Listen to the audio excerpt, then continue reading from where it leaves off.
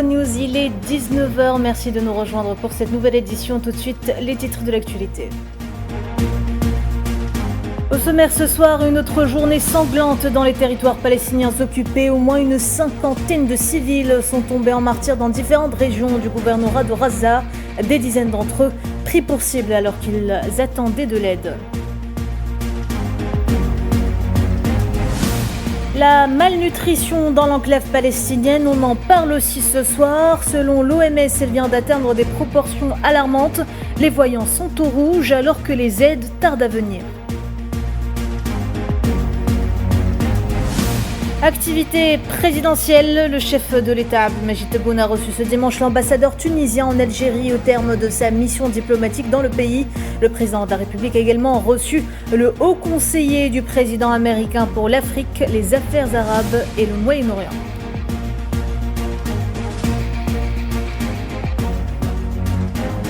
Les FSR, une arnaque et un projet raciste, c'est là une réponse du gouvernement soudanais après l'annonce faite hier par les paramilitaires qui ont annoncé leur intention de former un gouvernement parallèle. Enfin, plus de 2 années de conflits armés ont dévasté les infrastructures du Soudan, provoquant de graves pénuries d'électricité qui ont profondément affecté la vie des populations. À Khartoum comme à Port-Soudan, l'été risque d'être très long pour les Soudanais.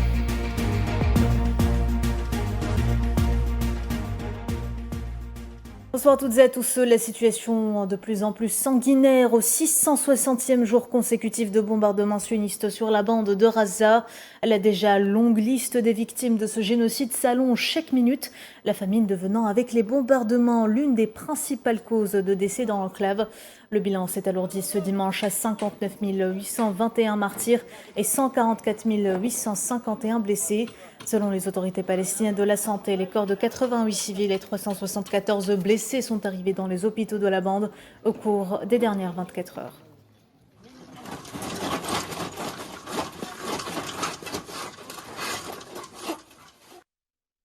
Et pas moins d'une cinquantaine de Palestiniens, dont des enfants, sont tombés en martyrs depuis l'aube de ce dimanche dans des bombardements ayant ciblé différentes zones de Gaza. 9 Palestiniens sont tombés en martyrs et plusieurs autres ont été blessés dans des attaques de drones sur des tentes abritant des déplacés à Deir el-Balah et à Khan Younes. Selon l'agence de presse palestinienne Wafa, au moins une dizaine de Palestiniens ont également été assassinés lors de tirs de l'armée d'occupation sioniste alors qu'ils attendaient les aides humanitaires au nord-ouest de la ville de Gaza.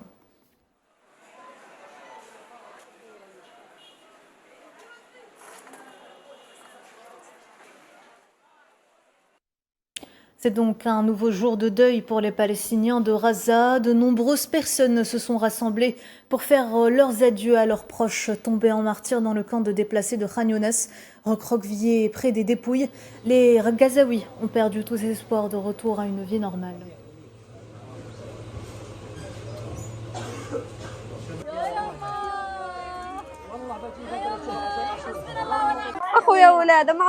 Mon frère et ses enfants n'ont reçu aucun avertissement. Ils ont été touchés par un missile qui a touché tout le quartier et toutes les tentes. Il n'y a plus personne. Mon père est toujours en soins intensifs. C'étaient tous de jeunes enfants. N'est-ce pas un crime ? Nous voulons de l'aide et la fin de la guerre. Nous avons besoin d'1 millier de camions d'aide par jour et ces avions larguent des choses qui tuent. Ils les larguent sur les gens et ils meurent. Si ça atterrit sur une tente d'une tonne ou plus, ça écrase et tue tout le monde à l'intérieur. C'est de la folie. Nous avons besoin d'aide, farine, sucre, huile, conserve, viande, poulet, tout. Et alors que les négociations indirectes entre le mouvement de résistance palestinien Hamas et l'entité sioniste se poursuivent au Qatar, des civils de Gaza sont à bout. Après près de 2 ans de génocide, ils ne cessent d'appeler à un cessez-le-feu total et à l'ouverture des points de passage aux aides humanitaires.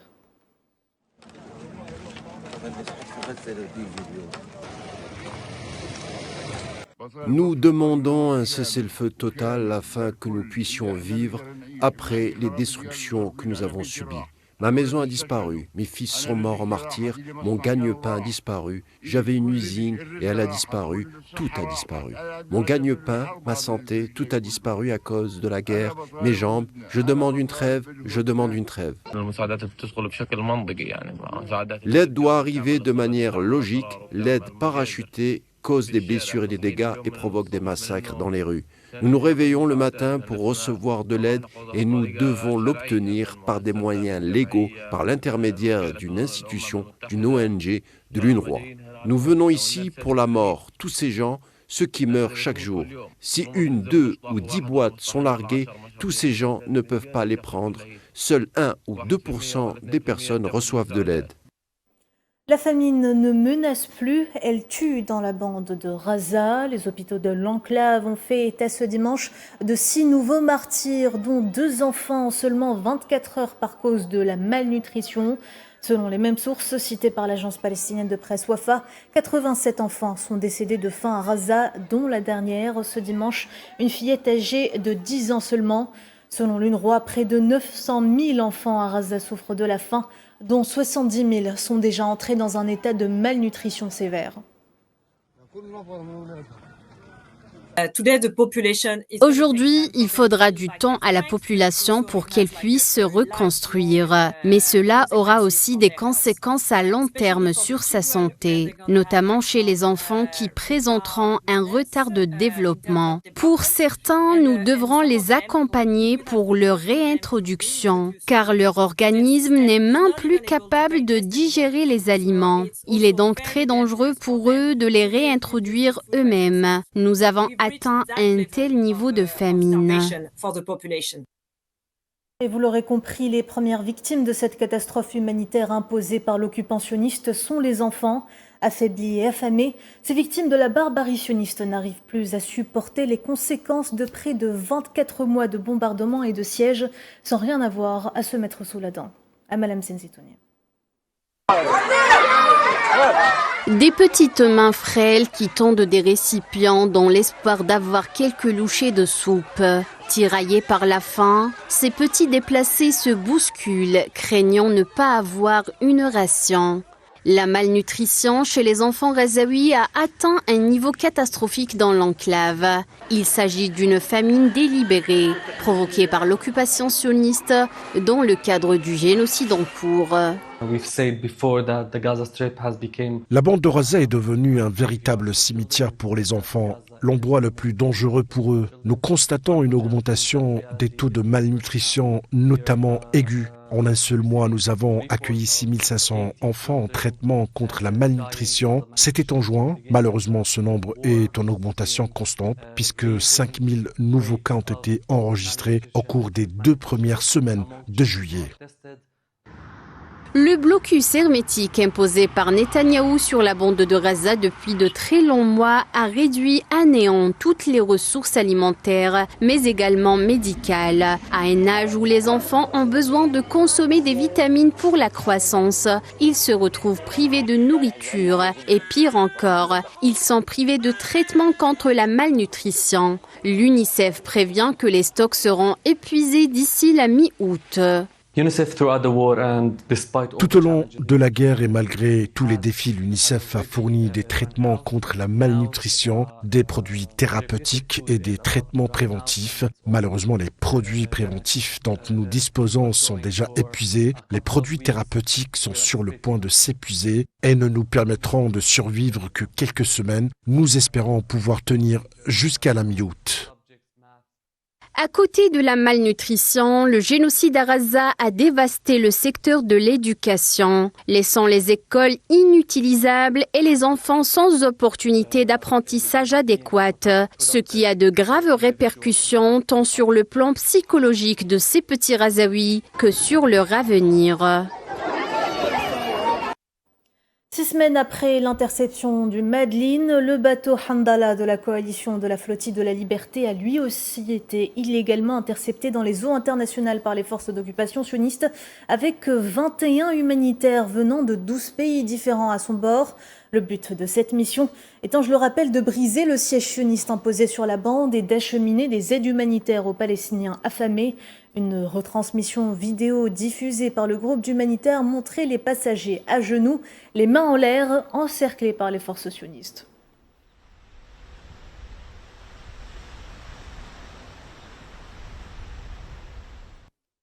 Dans ce contexte, le haut-commissaire des Nations Unies aux droits de l'homme, Volker Turk, a appelé ce dimanche à une action mondiale concrète pour Rafah avant une prochaine conférence des Nations Unies. On l'écoute.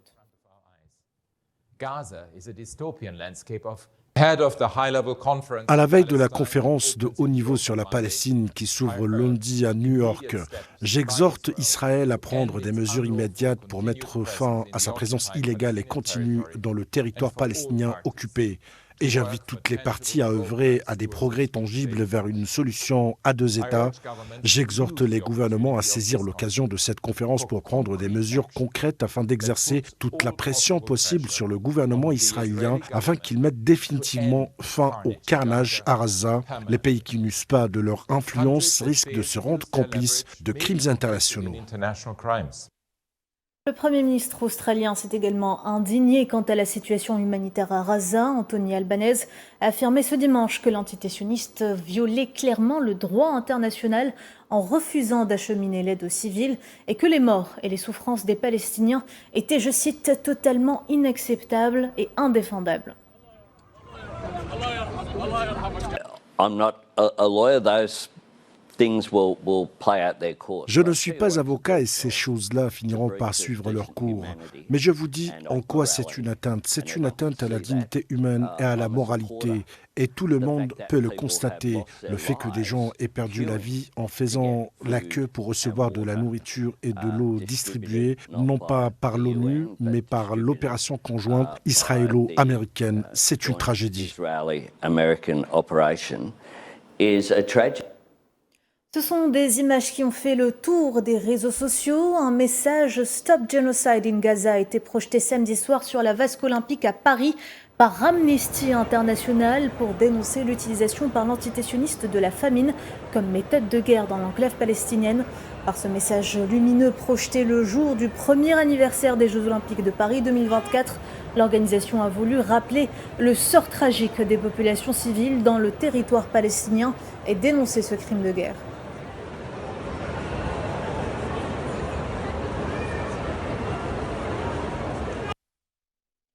Le président de la République, Abdelmajid Tebboune, a adressé ce dimanche ses sincères condoléances à son homologue russe Vladimir Poutine dans un message, et ce suite à un crash d'un avion de ligne russe à Tinda qui a entraîné la mort de 49 personnes.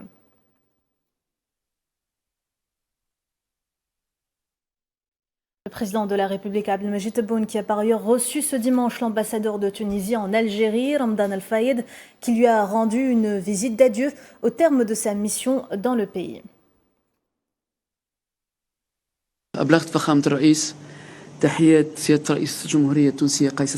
J'ai transmis à son Excellence le président de la République Abdelmajid Tebboune les salutations fraternelles du président de la République Kais Saïed, les meilleurs vœux aux dirigeants et au peuple algérien. J'ai renouvelé également les félicitations du président Kais Saïed à l'occasion de la fête de l'indépendance de l'Algérie et ses vœux de développement et de prospérité pour tout le peuple algérien. J'ai adressé mes remerciements aux autorités algériennes pour le soutien et l'assistance dont j'ai bénéficié tout au long de ma mission en Algérie, ce qui a contribué au développement de la coopération bilatérale entre la Tunisie et l'Algérie. Dans le même contexte, j'ai souligné l'attention particulière accordée à la coopération tuniso-algérienne par le président Kais Saïed et les autorités tunisiennes. Je profite de l'occasion pour remercier la presse algérienne de son soutien indéfectible.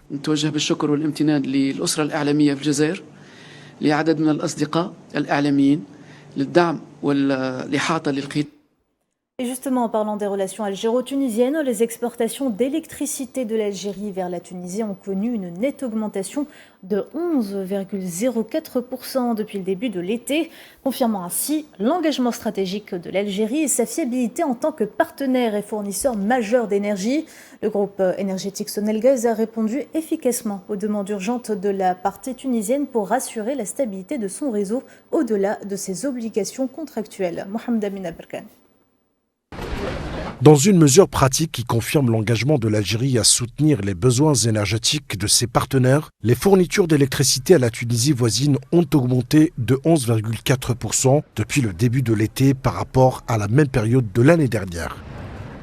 Cette augmentation n'est pas seulement un indicateur quantitatif, mais une indication claire de l'engagement de l'Algérie à apporter un soutien multidimensionnel à son voisin de l'Est, et plus important encore, de la fiabilité de l'Algérie en tant que source d'énergie clé et partenaire stratégique, en particulier pendant les périodes de large consommation. L'augmentation s'est principalement concentrée sur les heures de pointe du soir, lorsque la consommation domestique et industrielle atteint ses niveaux les plus élevés. Le groupe énergétique algérien Sonelgaz a répondu rapidement et efficacement aux demandes d'urgence de la partie tunisienne en augmentant le rythme des approvisionnements pour assurer la stabilité du réseau électrique tunisien et éviter tout délestage dans une approche qui reflète les formes les plus élevées de la coopération pratique entre les deux pays. L'Algérie a non seulement rempli ses obligations contractuelles, mais a également dépassé les quantités convenues puisque Sonelgaz a continué à approvisionner le réseau tunisien en électricité même pendant les périodes où le réseau algérien était soumis à une pression similaire en raison des vagues de chaleur, une performance qui reflète l'efficacité de l'infrastructure algérienne et sa capacité à assurer l'équilibre entre la satisfaction de la demande intérieure et la couverture des besoins des partenaires dans le cadre d'un engagement ferme, d'une responsabilité partagée et d'une vision basée sur l'intégration régionale, ce qui atteste d'autre part que la politique de bon voisinage n'est pas un vain mot pour l'Algérie. Un peu plus tôt dans la journée, le président Abdelmadjid Tebboune a reçu le haut conseiller du président américain pour l'Afrique, les affaires arabes et le Moyen-Orient, Massad Boulos, qui conduit une importante délégation. L'audience s'est déroulée du côté algérien en présence du directeur de cabinet à la présidence de la République, Boualem Boualem, du ministre d'État, ministre algérien des Affaires étrangères, Ahmed Attaf, du conseiller auprès du président de la République chargé des affaires diplomatiques, Amar Abba, et de l'ambassadeur d'Algérie à Washington, Sabri Boukadoum.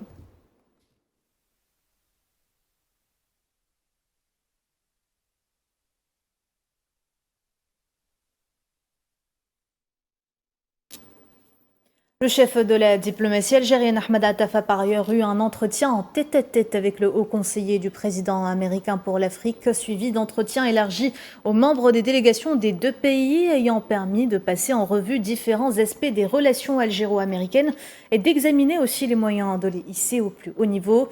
Dans ce cadre, les deux parties ont salué le dialogue stratégique existant entre l'Algérie et les États-Unis, se félicitant de la dynamique positive que connaît le partenariat bilatéral dans nombre de domaines vitaux, à l'instar de la défense, de l'énergie, de l'agriculture, de l'enseignement supérieur et de la recherche scientifique. Les deux parties ont également mis en avant le niveau de coordination entre les deux pays au Conseil de sécurité des Nations Unies.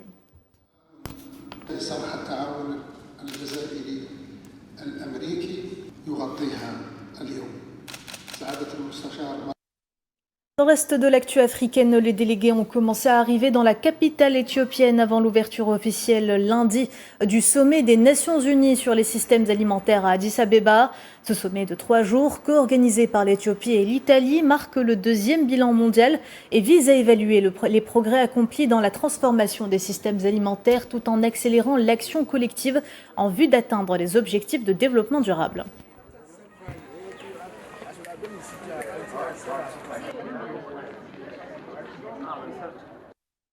Sahara occidental, l'association canarienne d'amitié avec le peuple sahraoui a organisé samedi une manifestation et une marche de solidarité sur l'île de Tenerife pour exprimer son large soutien à la lutte du peuple sahraoui pour la liberté et l'indépendance.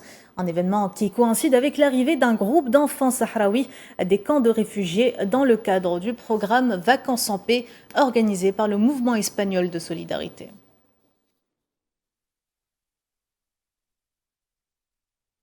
Guerre au Soudan, on en parlait tout à l'heure en titre. L'armée soudanaise a qualifié ce dimanche l'annonce faite par les FSR de la formation d'un gouvernement parallèle de canulars, de piètre mascarade et de projets racistes.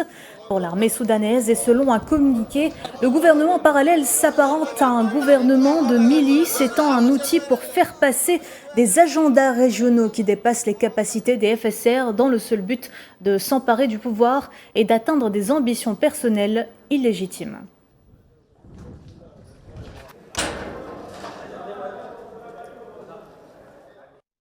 Le Soudan, ravagé par une guerre qui dure depuis plus de 2 ans, peine à se relever. Alors que la majorité des infrastructures du pays ont été détruites, de graves pénuries d'électricité ont profondément affecté la vie quotidienne des citoyens. Les détails, Sohila Kilal. Après plus de 2 ans de conflits armés et de violences, les stigmates de la dévastation sont plus que jamais visibles à Khartoum. L'essentiel des infrastructures de la capitale a été soit saccagé ou brûlé, provoquant ainsi de graves pénuries d'électricité qui ont profondément affecté la vie quotidienne des citoyens. La guerre déclenchée par les rebelles a causé d'importants dégâts et destructions dans des secteurs tels que la production, la transmission et la distribution d'électricité. Nous essayons d'utiliser un générateur domestique, mais dans toute la zone, nos fils électriques et ceux des maisons voisines ont été volés. Bien que la situation sécuritaire se soit améliorée dans la plupart des régions centrales, l'approvisionnement en électricité, en eau et en gaz n'est pas encore rétabli. À Khartoum, la capitale, la plus grande raffinerie qui a été attaquée à plusieurs reprises reste fermée, ce qui entraîne des pénuries de carburant et paralyse davantage la production d'électricité et par ricochet perturbe l'approvisionnement en eau potable, ce qui pousse les gens à consommer une eau non traitée et cause des maladies contagieuses. Les coupures d'électricité ont perturbé l'approvisionnement en eau. Nous sommes contraints de boire de l'eau non purifiée provenant des puits ou de rivières, ce qui nous rend malades. Bien que les combats aient cessé, l'électricité n'a pas été rétablie et nous continuons de subir les souffrances causées par les coupures de courant. Si à Port-Soudan, ville portuaire au bord de la mer Rouge, les coupures d'électricité durent jusqu'à 10 heures par jour, à Khartoum, les habitants sont privés d'électricité de 12 à 16 heures par jour, ce qui fait des bougies un produit très recherché. Privés d'électricité et d'eau potable, l'été des Soudanais n'est pas de tout repos. En République démocratique du Congo, plus de 30 personnes ont été tuées dans une attaque des forces démocratiques alliées, l'ADF, contre une église catholique dans le nord-est du pays, et ce, après des mois d'accalmie. De nombreux jeunes ont également été enlevés, selon des responsables locaux.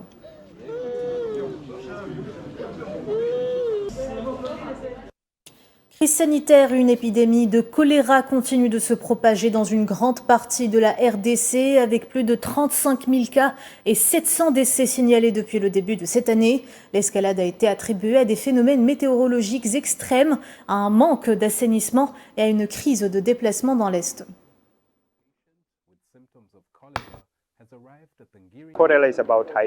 Le choléra est une question d'hygiène. Nous continuerons de collaborer avec le gouvernement, que nous remercions vivement pour son soutien en matière de lavage des mains et d'utilisation appropriée des latrines afin de lutter contre le choléra. Mon évaluation actuelle est donc plutôt positive. Nous espérons que les patients hospitalisés pourront sortir de l'hôpital dans les prochains jours.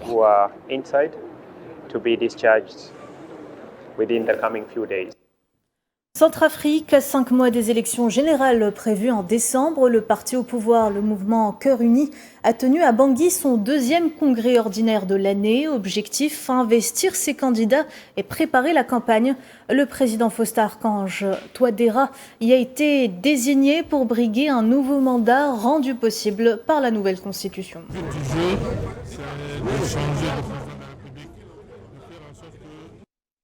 Conflit en Ukraine, le ministère russe de la Défense a annoncé ce dimanche dans son rapport quotidien que ses troupes avaient repris le contrôle de 2 nouvelles localités à l'est de l'Ukraine, et ce dans les régions de Donetsk et de Dnipro, marquant une nouvelle défaite pour les forces ukrainiennes de plus en plus affaiblies.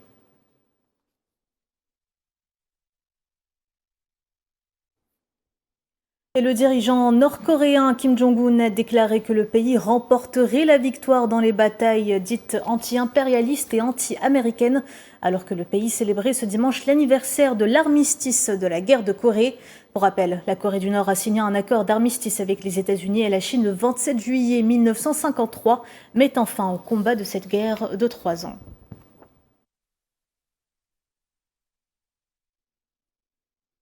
Voilà, madame, monsieur, on arrive à la fin de ce journal. Merci de l'avoir suivi. Vous pouvez revoir cette édition sur nos réseaux sociaux ou bien en scannant le QR code qui s'affiche en bas de votre écran. Excellente soirée à tous et à demain.